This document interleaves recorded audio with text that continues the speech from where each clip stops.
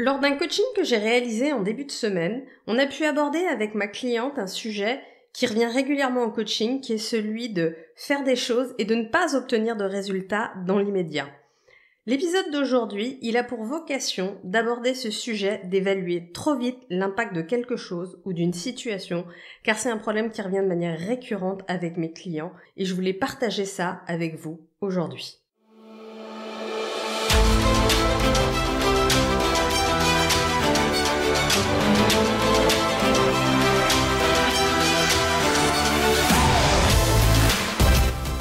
Bonjour, je suis Magali Wagner, je suis coach, entrepreneur, investisseuse et mon métier, c'est d'accompagner ceux et celles qui veulent s'accomplir dans tout ce qui compte réellement pour eux à se réaliser une vie inspirante, sécurisante, empreinte de légèreté et de liberté. Je les aide à clarifier ce qui compte réellement pour eux et à trouver et mettre en œuvre les stratégies les plus efficientes pour l'obtenir en se délestant de leurs freins intérieurs et extérieurs. Bienvenue dans ce nouvel épisode de Retour de coaching. Lors de plusieurs coachings cette semaine, j'ai pu accompagner des personnes sur ce sujet qui est celui d'évaluer la pertinence ou le résultat de quelque chose qui s'est passé ou d'une situation. Ce qui s'est passé avec cette cliente dont je vous parlais au tout début, c'est que son compagnon, le week-end dernier, à plusieurs reprises, il a essayé de mettre en œuvre un certain nombre de sujets pour faire avancer des choses dans la maison. Et à chaque fois, il s'est retrouvé bloqué parce que l'appareil qu'il a essayé d'utiliser est tombé en panne ou qu'il est tombé sur quelque chose qui l'a empêché de finaliser la tâche. Et elle me partageait que elle était impressionnée par le fait qu'il puisse vivre ça bien et que elle supporterait pas en fait d'avoir passé finalement une journée dans laquelle il n'y a pas de résultat tangible. En tout cas, elle a la perception qu'il n'y a pas de résultat tangible. Et je suis sûre que ça, c'est un problème que vous êtes nombreux à avoir. Alors du coup, j'aimerais vous donner des clés et les clés que j'ai partagées avec elle pour voir comment vous pouvez transformer des situations que vous évaluez très vite comme étant bonnes ou mauvaises pour vous et de prendre un peu de recul, un peu de hauteur et voir l'impact que ça peut avoir. Parce que ce qu'on a vu avec cette cliente, c'est que quand on prenait un peu de hauteur, finalement, les choses étaient un peu différentes de ce qu'elles avaient l'air au premier abord. Donc voilà, l'idée c'est pas ici de partager leur exemple en particulier, je vais vous montrer comment je l'ai accompagnée, comment je les ai accompagnés parce qu'il y en a eu plusieurs dans la semaine. Et puis, je vais commencer par vous partager un texte qui moi m'inspire beaucoup et on va voir ensemble quelles leçons on peut en tenir et comment on peut appliquer ça concrètement dans vos vies. Donc l'histoire est la suivante. C'est l'histoire du paysan chinois et de son cheval blanc, et c'est tiré d'un conte zen de Lao Tzu. Un pauvre chinois suscitait la jalousie des plus riches du pays parce qu'il possédait un cheval blanc extraordinaire. Chaque fois qu'on lui proposait une fortune pour l'animal, le vieillard répondait « Ce cheval est beaucoup plus qu'un animal pour moi, c'est un ami, je ne peux pas le vendre. » Un jour, le cheval disparut. Les voisins, rassemblés devant les tables vides, donnèrent leur opinion. « Pauvre idiot, il était prévisible qu'on te volerait cette bête. Pourquoi ne l'as-tu pas vendue ? Quel malheur !» Et le paysan se montra plus circonspect. « N'exagérons rien, dit-il. Disons que le cheval ne se trouve plus dans l'étable, c'est un fait. Tout le reste n'est qu'une appréciation de votre part. Comment savoir si c'est un bonheur ou un malheur ? Nous ne connaissons qu'un fragment de l'histoire. Qui sait ce qu'il adviendra ? » Les gens se moquèrent du vieil homme. Ils le considéraient depuis longtemps comme un simple d'esprit. 15 jours plus tard, le cheval revint. On ne l'avait pas volé, il était tout simplement parti se mettre au vert et ramenait avec lui une douzaine de chevaux sauvages dans son escapade. Les villageois s'attroupèrent à nouveau. « Tu avais raison, ce n'était pas un malheur mais une bénédiction. »« Je n'irai pas jusque-là, » fit le paysan. « Contentons-nous de nous dire que le cheval blanc est revenu. Comment savoir si c'est une chance ou une malchance ? Ce n'est qu'un épisode. Peut-on connaître le contenu d'un livre à sa couverture ? » Les villageois se dissipèrent, convaincus que le vieil homme déraisonnait. Recevoir 12 beaux chevaux était indubitablement un cadeau du ciel. Qui pouvait le nier ? Le fils du paysan entreprit le dressage d'un des chevaux sauvages, qui le jeta à terre et le piétina. Les paysans et les villageois vinrent une fois de plus donner leur avis. « Pauvre ami, tu avais raison, ces chevaux sauvages ne t'ont pas porté chance, et voici que ton fils unique est estropié. Qui donc t'aidera dans tes vieux jours ? Tu es vraiment à plaindre. » Voyons, rétorqua le paysan. N'allez pas si vite. Mon fils a perdu l'usage de ses jambes, c'est tout. Qui dira ce que cela nous aura apporté? La vie se présente par petits bouts. Nul ne peut prédire l'avenir. Quelque temps plus tard, la guerre éclata, et tous les jeunes gens du village furent enrôlés dans l'armée, sauf l'invalide. Vieil homme, se lamentèrent les villageois. Tu avais raison. Ton fils ne peut plus marcher, mais au moins il reste près de toi, alors que nos fils vont se faire tuer. Je vous en prie, répondit le paysan, ne jugez pas hâtivement. Vos jeunes sont enrôlés dans l'armée, le mien reste à la maison. C'est tout ce que nous puissions dire. Dieu seul sait si c'est un bien ou un mal. J'aimerais que vous preniez un temps pour voir les enseignements que vous pouvez tirer avant que je vous partage les miens. N'hésitez pas à mettre ce podcast en pause. Voilà, j'espère que vous avez pris un temps pour bien réfléchir à tous les enseignements que transfère ce texte qui appelle à la tempérance, à garder ses émotions sous contrôle et surtout nous rappelle que nous n'avons pas de boule de cristal pour prédire l'avenir. Je vais vous partager mes 5 perles de sagesse tirées de ce texte, mais j'aimerais juste que vous preniez 1 minute pour vous replonger dans un événement que vous avez hâtivement jugé bon ou mauvais, et finalement, avec le recul, c'est avéré légèrement différent de ce que vous aviez imaginé. Première perle de sagesse, la prudence dans le jugement. Ne pas juger précipitamment un événement comme étant bon ou mauvais. Notre perception est souvent limitée. Par exemple, lorsqu'une opportunité professionnelle se concrétise, pas comme prévu, au lieu d'aller considérer ça comme un échec, on peut prendre du recul pour évaluer si cela ne peut pas nous diriger vers quelque chose de meilleur à long terme. Si je prends un exemple plus personnel, j'ai changé de résidence principale l'année dernière et, pour information, j'ai visité 20 maisons avant de trouver la mienne et j'en ai négocié 5 avant que la négociation arrive à son terme pour celle-là. Ce que je peux vous partager, c'est qu'à chaque fois que je suis rentrée en négociation, c'est que je pensais que le bien pouvait correspondre aux besoins de ma famille. Et en fait, il s'est avéré que la maison dans laquelle on est maintenant, c'est de loin celle qui correspond le mieux au cahier des charges que j'avais. C'est juste incroyable, j'avais même pas imaginé qu'on pourrait avoir ce bien-là, avec ces qualités-là, à cet endroit-là, avec les avantages que ça amène en termes d'infrastructure, etc. C'est juste incroyable pour nous. Mais à chaque fois que j'ai négocié un bien, j'étais extrêmement claire avec le fait que j'avais confiance que ça allait bien se passer et que si ça ne se faisait pas, c'est qu'il nous attendait mieux derrière. Et faire confiance, ne pas juger hâtivement, c'est vraiment ce qui peut nous arriver de mieux pour avancer sur ce chemin-là. Et surtout, pour bien vivre le chemin. Parce qu'on va se le dire franchement, si j'avais été déçue ou déstabilisée à chaque fois que la négociation n'aboutissait pas, ça aurait généré des émotions pas très cool, et ça aurait surtout risqué de me faire prendre des choix qui étaient pas les bons. Le nombre de personnes qui du coup ont peur que l'opportunité leur échappe et que c'était l'opportunité de leur vie, et qui acceptent des choses qu'ils n'auraient pas dû accepter, évidemment ça pose des problèmes.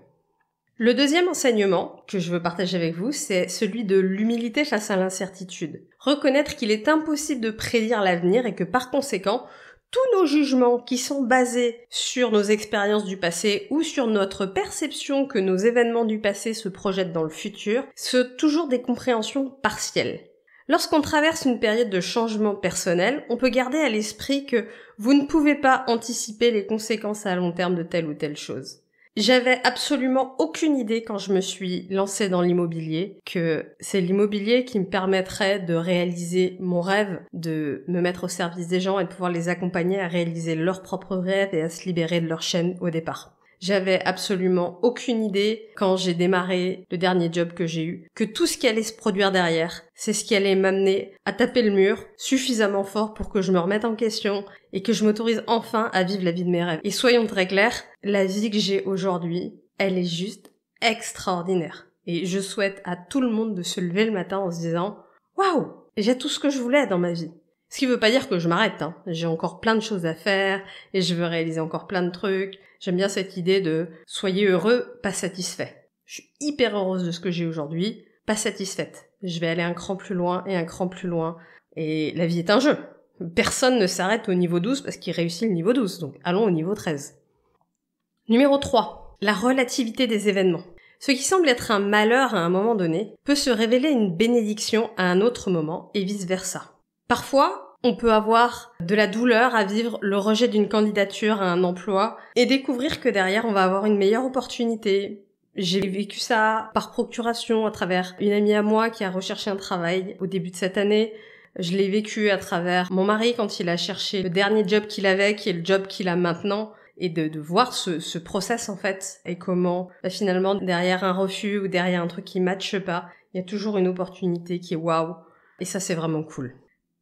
4. Je veux juste que vous voyez l'importance de la patience et de la prise de hauteur avant de se forger une opinion.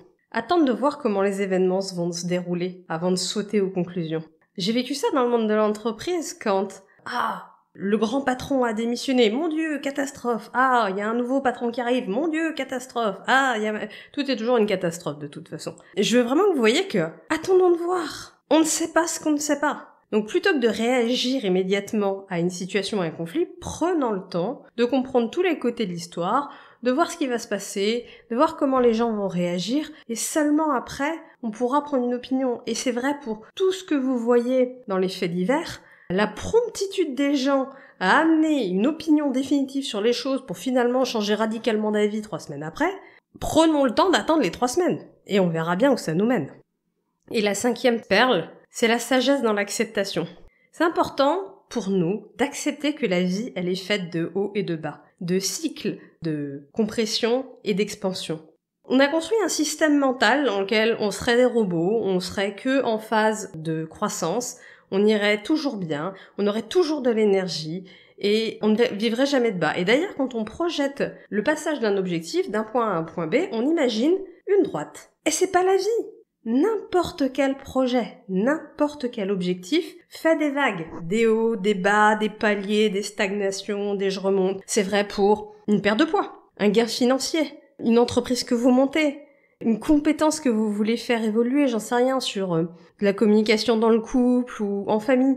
C'est vrai dans tous les domaines en fait, dans tous les domaines, à un moment donné, vous allez avoir des hauts et des bas. Et si je peux vous donner un petit secret, plus vous allez surkiffer les hauts, et plus vous allez vivre très très mal les bas. Donc je vous invite à être modéré et tempéré quand tout va bien, ça vous évitera d'être au bout de votre vie quand ça n'ira pas. Parce que les deux vont ensemble. Il y a des hauts et il y a des bas. Et je le vois tout le temps. Moi j'adore les cavaliers de l'apocalypse qui viennent sur l'immobilier m'expliquer que alors voilà, et typiquement là en ce moment j'enregistre donc la semaine dernière c'était tous les amendements qui vont tuer la location nanana. Le gouvernement actuel, à son habitude, nous a sorti un petit 49.3. Du coup, tous les amendements sont partis à la poubelle. Circuler, il n'y a plus rien à voir pour au moins un an. Alors, va savoir qu'est-ce qui va se passer dans un an, mais il y a une semaine, on nous annonçait qu'il allait falloir fermer boutique, tout vendre, c'était la fin du monde, enfin... On respire. On respire. Si on doit s'adapter, on s'adapte. Quand on perçoit qu'un risque est important, on met en place des solutions pour se prémunir du risque, mais on respire. Ok ? Et je vous rappelle d'ailleurs pour ceux qui sont intéressés par le sujet financier que tous les revers financiers surviennent quand, au lieu de rester serein quand ça tangue et quand il y a des crises économiques, vous paniquez. S'il y avait bien un domaine dans lequel se laisser embarquer par ses émotions est mortel, c'est la finance. Si vous paniquez en même temps que tout le monde, vous êtes mort. Là-haut, les plus grands du marché, c'est when it's trouble, double, tu vois. Quand ça va pas, tu doubles. Donc, vous voyez que les experts, en fait, ils fonctionnent pas avec vas-y, on se laisse embarquer par nos émotions. Et on est tous des humains, hein. Moi, la première, je peux être touchée par mes émotions. C'est en ça que c'est intéressant d'avoir des systèmes qui sont plus forts que vous. Si c'est dans le domaine de la finance, mettez des ordres, fixez-vous des règles avant, comme ça, vous n'avez pas de prise de décision à faire au moment émotionnel, c'est prévu d'avance. Voilà, c'était mon partage de retour de coaching. Ces perles de sagesse, elles transcendent toutes les époques et elles peuvent être appliquées à n'importe quel domaine de vie. Et j'aimerais juste qu'elles vous aident au quotidien à maintenir une perspective équilibrée, à prendre du recul, à prendre des décisions plus réfléchies, à prendre le temps, pour certaines choses, de voir ce qui va se passer avant de réagir. On a vraiment cette habitude de réagir au tac à chaque fois qu'il se passe un truc. Et je sais pas vous, mais moi, les personnes qui m'ont le plus inspiré dans ma vie, c'est des personnes qui étaient extrêmement centrées, qui parlaient peu, qui s'agitaient pas, mais quand ils parlaient, c'était extrêmement inspirant et impactant. Donc, je vous invite à voir que l'agitation, c'est pas un signe de charisme, c'est pas un signe d'ancrage, c'est pas les gens font pas forcément confiance à des gens qui s'agitent dans tous les sens. Soyez ancrés, soyez présents et vous allez voir comment ça va se passer. J'aimerais que cet épisode, il vous ait aidé à prendre de la hauteur sur les choses, à prendre de la hauteur sur ce que vous vivez. Peu importe que vous soyez dans une phase compliquée sur le plan professionnel, je veux juste que vous levez les yeux et voir que si vous décidez d'en faire quelque chose, il y a quelque chose au bout du tunnel. Si vous êtes dans une phase compliquée sur le plan financier, je veux que vous voyez que si vous mettez les actions en place, il va se passer quelque chose. Je veux que vous voyez que si c'est compliqué dans votre couple, si c'est compliqué dans votre famille, vous pouvez prendre de la hauteur, prendre du recul, sortir du cadre, communiquer autrement et voir ce qui va se passer. Le nombre de fois où je connais des gens qui m'ont dit « Ah, ça y est, tout est fini avec mon partenaire ou ma partenaire » et 4 ans après, ils sont toujours là. Alors, tout n'est pas parfait, mais ils sont toujours là. Donc, tout n'est pas fini à chaque fois qu'on a 2 trucs qui vont pas. J'espère vraiment, sincèrement, que vous allez pouvoir prendre ça, et je vous invite vraiment, si vous voulez pas juste écouter cet épisode et dire « Ah, super, c'était cool, bag », mais vraiment que ça impacte votre vie, prenez 2 ou 3 événements de votre vie que vous avez peut-être encore un peu en travers, et si possible qu'ils sont un peu passés, comme ça on va pouvoir tirer le trait, et voyez ce que ça vous a apporté. Moi, sans mon burn-out, il n'y a pas la moi qui se remet en question et qui commence à changer de vie. Sans le harcèlement moral au boulot, il n'y a pas la moi qui prend son courage à 2 mains et qui réalise sa vie.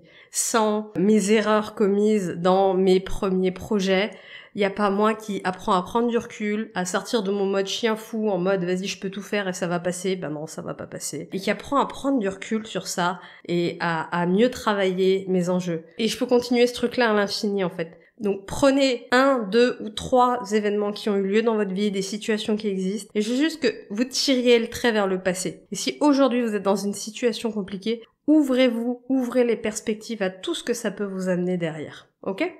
N'hésitez pas à mettre en commentaire comment ça impacte votre vie, sur quelle situation vous êtes revenu en arrière, et si jamais vous êtes bloqué, s'il y a des trucs où vous dites « Oui, mais moi c'est différent, moi c'est pas pareil, moi Mag c'est plus, ok ?» Mettez-moi ça en commentaire. Et on en discute ensemble, parce que je suis convaincue à 100% que toutes les situations peuvent être prises avec de la hauteur. Je vous souhaite une excellente semaine et à bientôt. Ciao.